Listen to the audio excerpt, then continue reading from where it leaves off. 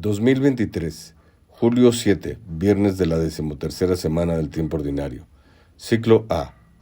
Evangelio de nuestro Señor Jesucristo según San Mateo, capítulo 9, versículos del 9 al 13.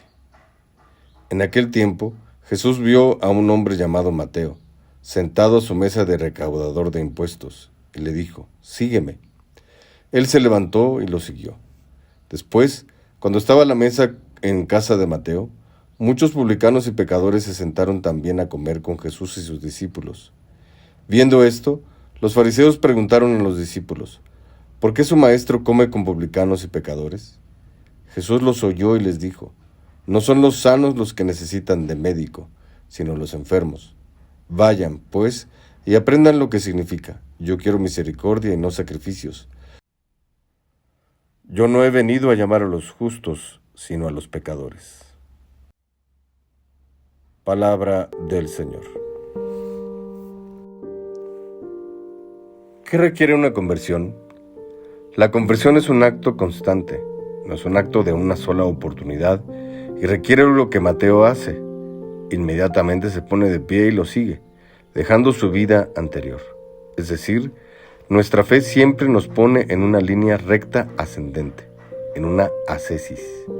Es necesario estarse moviendo constantemente hacia adelante, entendiendo que debemos avanzar, y la conversión no debe ser solamente una constante de dejar el pecado, sino algo más, porque la conversión finalmente, empujándonos hacia adelante, nos va ubicando en una mejor condición. Y cuando digo mejor no quiero decir suficiente, es decir, has mejorado. ¿Podría ser mejor aún? Sí, y esa es la gran ventaja del tiempo, que en el tiempo tienes la posibilidad de avanzar. También, desafortunadamente, tienes la posibilidad de retroceder. A veces es el precio, caídas y levantadas. Pero si pensamos en la conversión simplemente como el estarse levantando de la caída, entonces nos conformaremos con eso.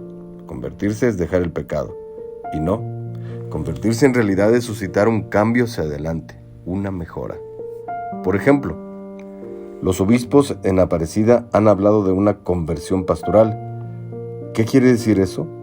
Pues es un disponerse a comprender la realidad e intentar involucrarse con ella, comprendiendo sus aciertos y sus limitaciones, y tomar a las personas desde esa realidad, y no solamente estar pensando en las personas desde la perspectiva de lo ideal, que es lo que llamaríamos perfeccionismo, es decir, no aceptar ni los retrocesos ni las circunstancias reales del tiempo.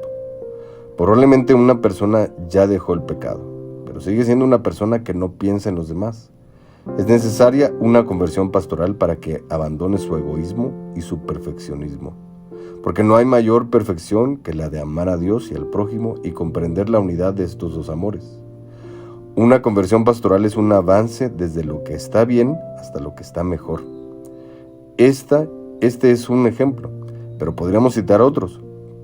Por ejemplo, una persona ya dejó la pereza, ya es una persona un poco más activa y probablemente ya está haciendo muchas cosas, pero resulta que las cosas que hace no son tan eficientes.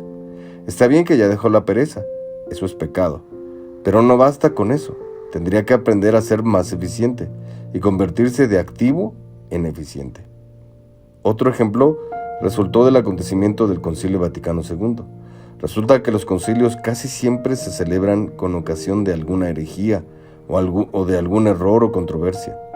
Los obispos se quedaron sorprendidos cuando Juan XXIII convocó el concilio y lo cuestionaron. ¿Para qué un concilio? El querido Papa Bueno fue un visionario, porque parecía estar bien todo, porque podríamos decir, no estaban las cosas tan mal, pero el Papa comprendió que la Iglesia tenía que convertirse y partir de una iglesia aventajada a una iglesia joven y puesta al día. De una iglesia en la que parecía no pasar nada, pero que se avecinaba una ruptura. La historia comprobó que el Papa tenía razón, y si el concilio causó tanta controversia, porque hizo que muchos dejaran la iglesia y, en realidad, el concilio lo que hizo fue contener lo que iba a ser una desbandada, aún peor, y puso orden y evitó la ruptura que se avecinaba sutil y silenciosamente, porque sacó a la iglesia de su zona de confort y la puso al día.